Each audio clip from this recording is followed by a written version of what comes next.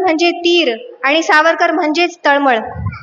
सागरा प्राण तळमळला असं हे हरहुन्नरी अष्टपैलू व्यक्तिमत्व. यांना एका वाक्यात सांगायचं म्हटलं तर सावरकर म्हणजे कविता आणि क्रांती यांचा संगमच. यानंतर कार्यक्रमाचे प्रास्ताविक करण्यासाठी मी यज्ञेश्वर स्वातंत्र्यवीर सावरकर प्रतिष्ठान मुखेड याच्या वतीनं आपण आज हा कार्यक्रम आयोजित केलेला आहे. आणि स्वातंत्र्यवीर सावरकरांच्या मॉर्सेलिस या बंदरामध्ये त्यांनी फ्रान्सच्या किनाऱ्यावर मारलेल्या उडीला परवाच त्याचा साहस दिन आपण साजरा केला. आणि त्यानिमित्तानं हेमंतरावांच्या डोक्यात नेहमीच असतं की कार्यक्रम करत राहावा काहीतरी. त्यामुळं त्यांना ते निमित्त मिळालं आणि आपल्याला कार्यक्रम करता आला. स्वातंत्र्यवीर सावरकर कोण होते आता वक्ते सांगणारच आहेत, मी वेगळं सांगायची गरज नाही. पण एवढंच सांगतो, सावरकर म्हणजे अग्नी आहे. सावरकर अग्नी आहेत. अग्नीच्या जवळ जेव्हा तुम्ही जाल, अग्नीमध्ये जे टाकाल ते तर जळतच. त्याच्यामध्ये सावरकरांनी या यज्ञामध्ये आपल्या संपूर्ण कुटुंबाची राख रांगोळी केली.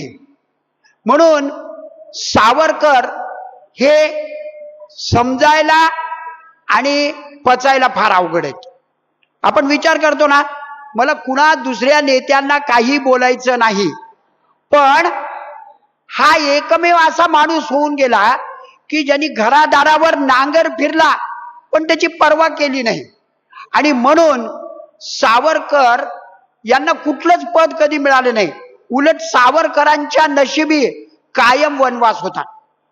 ब्रिटिशांनी सावरकरांवर अन्याय केला, आपण समजू शकतो, ब्रिटिशांच्या ते विरोधात होते म्हणून.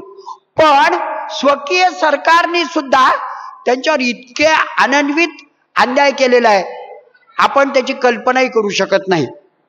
पण कसं असतं की ज्याप्रमाणे आपण एखादी मशाल हातात धरतो ती तेवत असते, ज्यावेळी ती मशाल उलटी करून विझवायचा प्रयत्न करतो त्यावेळी ती अधिक जोमाने पुन्हा प्रज्वलित होते.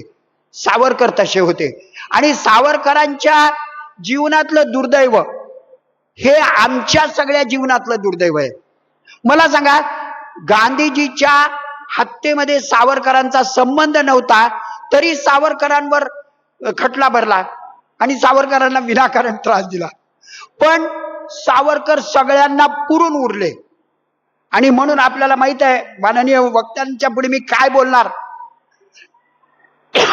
पण 2 जन्मठेपेची शिक्षा ज्या महापुरुषाला दिली आणि जेव्हा त्यांनी ही शिक्षा भोगण्यासाठी त्या अंदमानला गेले त्यावेळी त्या जेलरला सांगितलं सावरकरांनी, म्हणाले, का रे तुमचं इंग्रजाचं राज्य तरी 50 वर्ष राहणार आहे का? ही दृष्टेपण सावरकरांकडे होतं. म्हणून सावरकरांना उपमाच जर द्यायची तर केवळ आणि केवळ दधीची ऋषीची देता येते. आमच्या भागवत पुराणामध्ये असा उल्लेख आहे की दधीचीने काय केलं, सगळ्या समाजाला वाचवण्यासाठी, देवांना वाचवण्यासाठी आपली हाडं काढून दिली. सावरकरांनी सगळ्या घरादारावर नांगर फिरला तरीही पर्वा केली नाही. आणि सावरकरांचं योगदान जेवढं श्रेष्ठ आहे तेवढंच त्यांच्या पत्नी माई, त्यांचे 2 बंधू, या सगळ्यांचं योगदान न मोजता येण्यासारखं आहे. सावरकर आपल्या कवेत मावत नाहीत. सावरकर आकाश आहेत. आकाशाला गवसणी घालण्याचं सामर्थ्य आपल्याकडे नाहीये. म्हणून आकाशाचा जेवढा भाग आपल्याला दिसतो तेवढा भाग फक्त पाहायचा. पण म्हणून तेवढंच आकाश असतं का? तेवढं कधीच नसतं. 2 दिवसापासून मला सारखी आठवण येत होती आणि सावरकरांच्या बद्दल, सावरकरांच्या शब्दात फक्त एक मी वाचून दाखवणार आहे त्यांच्या काव्याचा भाग. आणि खरं म्हणजे आज माझी येण्यासारखी परिस्थिती नव्हती, पण तरीही सावरकरांचं प्रेम मला इथे घेऊन आलं. त्यामुळं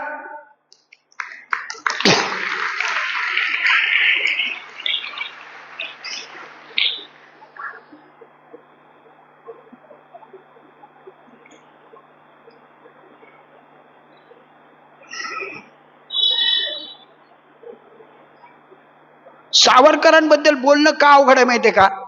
सावरकरांबद्दल बोलणं ह्याच्यासाठी अवघड आहे, काय बोलावं, काही बोललं तर सावरकरांना लागू पडतं.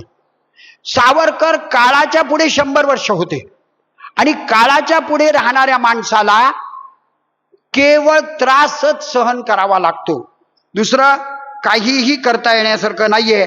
आणि मी काल माझ्या मित्रांकडनं मागून घेतल्या या ओळी, आपल्याला आश्चर्य वाटेल सावरकर काय होते त्यांच्याबद्दल तेवढंच. आता बाकी काय सांगायचंय, मी काय म्हणतो, सावरकर पेलून धरायला फार शक्ती लागते आणि मी सावरकर प्रतिष्ठानचा पदाधिकारी आहे म्हणून बोलत नाही.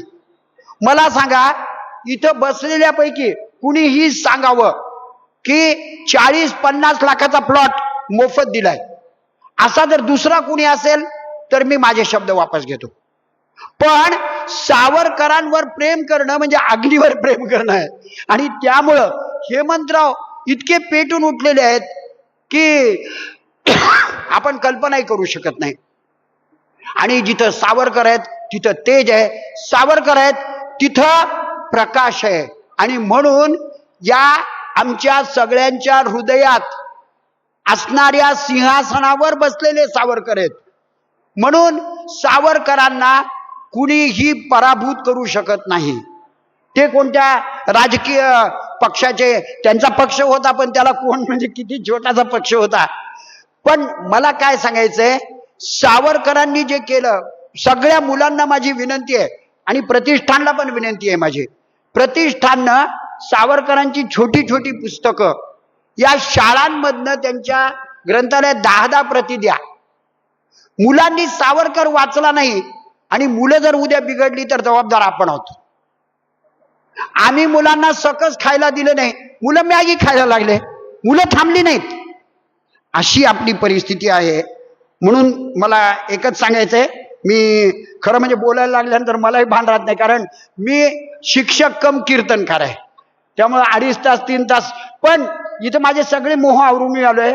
माझी आई अत्यवस्थ आहे घरी, तरी मी आलो. फक्त म्हटलं जे कार्य आपण घेतलंय ते पूर्ण केलंच पाहिजे.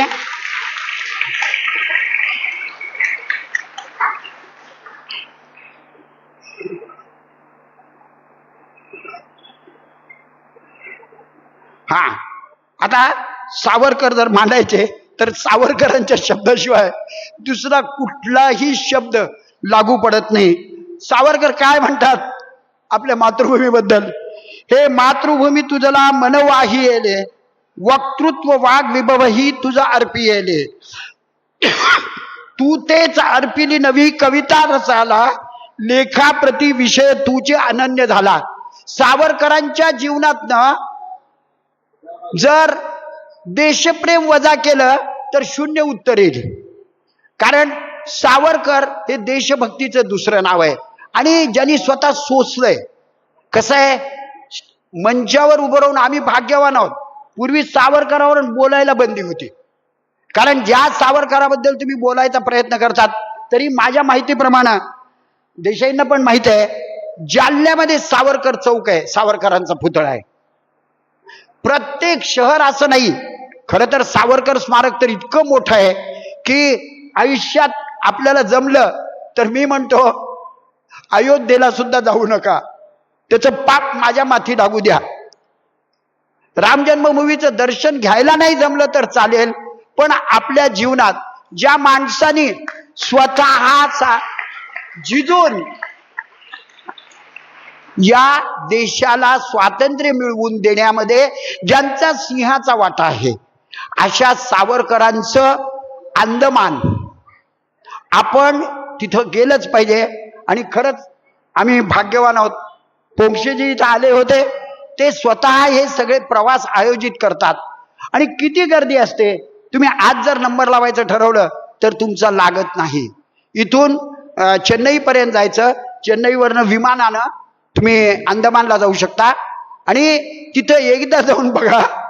मला सांगा, परंपरामध्ये खंडित झाली होती काँग्रेसच्या काळामध्ये, ती पुनरुज्जीवित झाली. आपण सगळ्यांनी व्हिडिओ पाहिला असेल युट्यूबवर. मोदीजी ज्या त्या खोलीत जेव्हा गेले ना, देशाचा पंतप्रधान जमिनीवर बसला. कुठलंही आसन सुद्धा त्यांनी घेतलं नाही.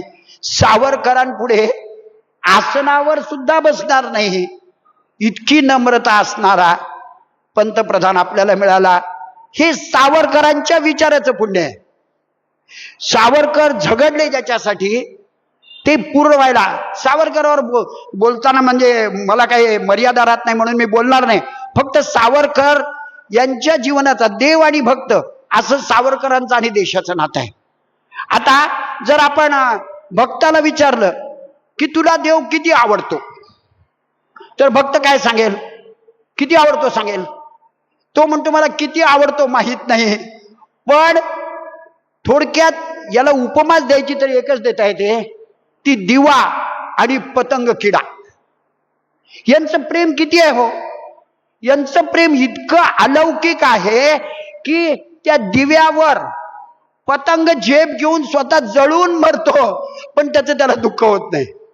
तो म्हणतो माझं जीवन म्हणून या सगळ्या मुलांना आपण प्रतिष्ठानच्या पुढच्या कार्यक्रमामध्ये व्याख्यानं तर आपली होतच राहतील, पण प्रतिष्ठानमध्ये मी पण हा विचार ठेवेल की आम्ही सावरकर विचारांची पुस्तकं आणू आणि सगळ्या शाळेतनं देऊ. त्याच्यानं काय होईल की मुलांमध्ये सावरकर रुजतील. ज्या वयामध्ये आम्हाला ही पुस्तकं वाचायला मिळाली, आज आम्ही जे उभे आहोत ते त्या काळातल्या वाङ्मयाच्या वाचनामुळे आहोत. त्यामुळं मी माननीय प्रतिष्ठानचे अध्यक्ष यांचे आभार मानणार नाही. कारण काय, आभार मानल्यावर ते परके होतात ना. त्यांचे आभार मानणार नाही, पण हे कार्यक्रम आपण घेत जाऊ. पण रचनात्मक कार्य म्हणून आपण सावरकरांचं साहित्य मागून घेऊ आणि शाळा शाळातनं पुरवू. ही कोळी पोरं उद्याची सावरकर आहेत. आपल्याला कल्पना नाही, असेच होते सावरकर. लोकमान्य टिळकांचं भाषण जेव्हा त्यांनी ऐकलं ना, काय काय सांगायचं, सावरकरांबद्दल बोलणं शक्य नाही. म्हणून मी माझ्या वाणीला इथंच विराम देतो. आणि ज्यांनी अखंड भारतासाठी आणि आपल्या देशासाठी हजारो क्रांतिकारक तयार केले, म्हणजे क्रांतिकारकांचे ते निर्माते आहेत. सावरकर नुसते क्रांतिकारक नाहीत, तर ते क्रांतिकारकांचे निर्माते आहेत. अशा सावरकरांच्या चरणी नतमस्तक होऊन मी अत्यंत म्हणजे विपरीत अशा परिस्थितीमध्ये मला प्रतिष्ठानने कुठे बोलवावं अशी वेळ येत नाही कधी, पण ही पहिली वेळ आज आली की मला कुणीतरी बोलवायला आलं आणि त्याचंही दुःख माझ्या अंतःकरणामध्ये तेवढंच आहे. त्यामुळं ज्या ज्या आपल्याला इथं वक्ते फार सुंदर मार्गदर्शन करणार आहेत, आपण भाग्यवान आहोत त्यांचं भाषण ऐकायला मिळते. आणि म्हणून मला एवढंच म्हणायचंय की 2-3 लोकांचे प्रतिष्ठानचा पदाधिकारी म्हणून मी आभार मानतो. एक आमच्या मुखेडचे तरुण तडफदार आमदार, म्हणजे आता हे सगळे शब्द वापरावे लागतात. तुषार माझा विद्यार्थी आहे, पण तरीही आपल्याकडे जे म्हटलंय ना की सर्वत्र जयमिच्छेत, सगळीकडे विजयच मिळाला पाहिजे. पराभवाची संस्कृती नाही आमची, पण एक जागा अशी आहे तिथं पराभव हा विजयापेक्षा मोठा असतो. आपला विद्यार्थी किंवा आपला शिष्य असेल त्याच्याकडून जर पराभव झाला तर तो विजयापेक्षा मोठा असतो. आणि म्हणून मला अभिमान वाटतो तुषारचा. तुषारनी कुठलाही वेळ घेतला नाही, एका क्षणामध्ये प्रतिष्ठानला देणगी देऊन टाकली आणि असा कुठला भाव आणला नाही तुषारने, मी तुम्हाला काहीतरी द्यायलो. असा आमदार आम्हाला लाभला. ही सावरकरांची पुण्याई आहे, आमची काहीच नाही. त्यामुळं मी आमदार डॉक्टर तुषार राठोड यांचा अत्यंत ऋणी आहे. आणि या हॉलचं काय सांगावं, महाराजच आमचे आहेत. त्यामुळं हॉल मिळाला असे आभार मानायची काही गरज नाही. आणि आज इथं उपस्थित असलेले वक्ते, मला सांगा काय गरज आहे हो तितक्या डोंबिवलीवर इथे यायची?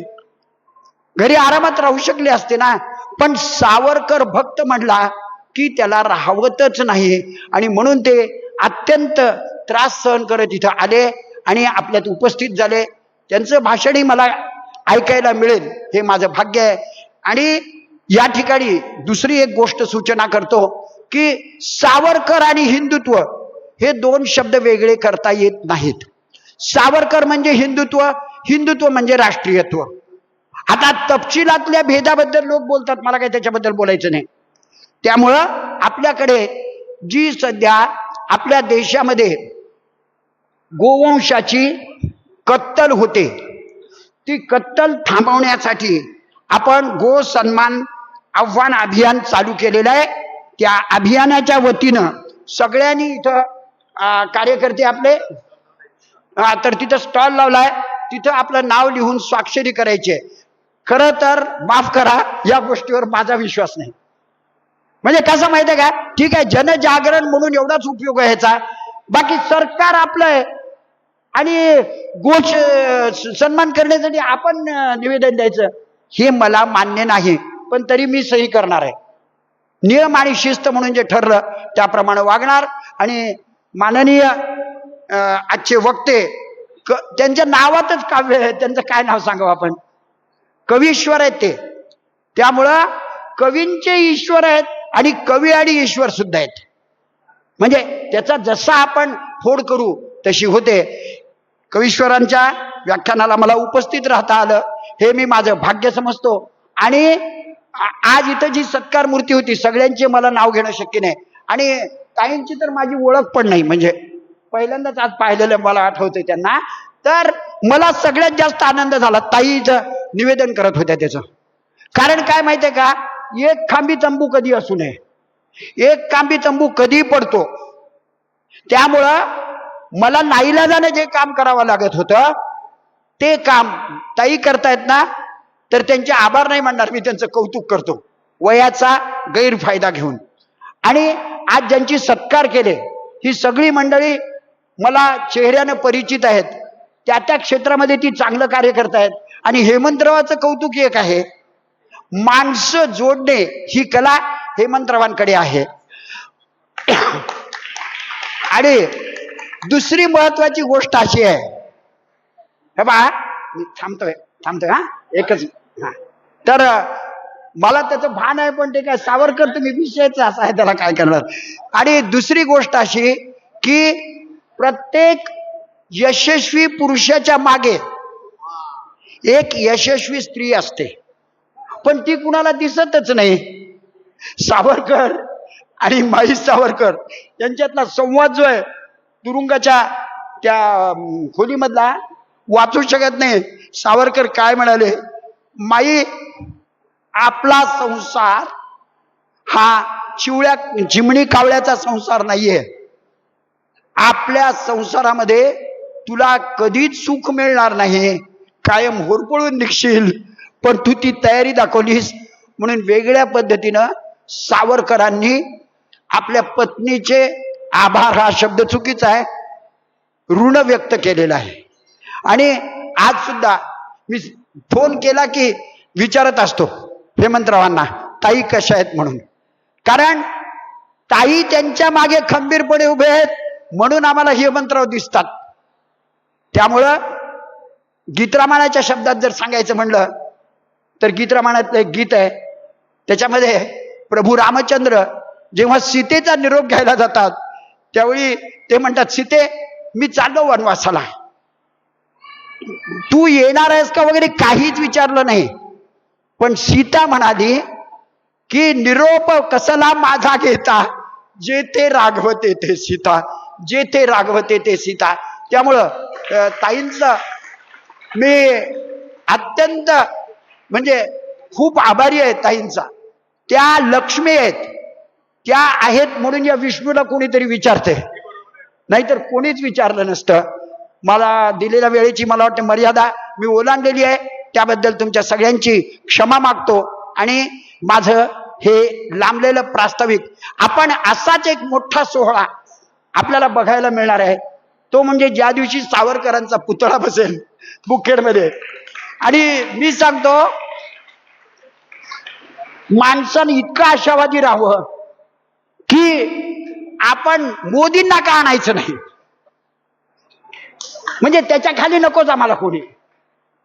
देशाचे पंतप्रधान मोदींना आपण आणू आणि त्यांच्या हाताने सावरकरांच्या पुतळ्याचं आपण अनावरण करूया, ही आशा आहे.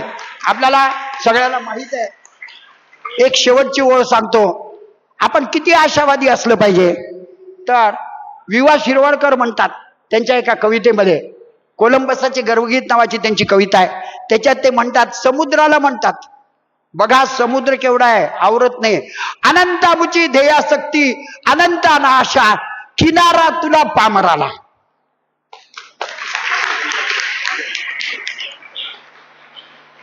धन्यवाद महाराज. महाराजांनी सावरकरांच्या कार्याबद्दल आपल्याला सांगितलेलंच आहे, त्याबद्दल मी त्यांचे आभार व्यक्त करते. सावरकरांना एका वाक्यात सांगायचं म्हटलं तर सावरकर हे कविता आणि क्रांती यांचा संगम आहेत. कविता आणि क्रांती या दोन गोष्टी एकत्र खूप कमी पाहायला मिळतात, पण सावरकर हे एक व्हर्साटाईल पर्सनॅलिटी असलेलं व्यक्तिमत्व आहे. हे एक व्हर्साटाईल पर्सनॅलिटी व्यक्तिमत्व होते. खरं तर होते म्हणणे मला अवघड वाटतंय, कारण सावरकर हा एक विचार आहे, एक हिंदुत्ववादी विचार, जो कालजयी आहे, ज्याने काळावरही मात केलेली आहे आणि तो नेहमी अखंडच राहील. अनादि मी, अनंत मी, अवध्य मी भला, मारिल रिपू जगती असा कवण जन्मला. म्हणजेच जिथे निस्वार्थ प्रेम निष्ठा असेल तिथे अनंत शक्ती जन्म घेतात. सावरकर या ठिकाणी म्हणतात की असा शत्रू जन्मलेलाच नाही की जो माझ्या हृदयातील मातृभूमीचे प्रेम मारून टाकेल, माझी मातृभूमीवरची निष्ठा मारून टाकेल. असे हे सावरकर आपल्या सर्वांच्याच परिचयाचे आहेत. सावरकर हे क्रांतिकारी धडाडीचे नेतृत्व, तो एक हिंदुत्ववादी विचार आहे. अशा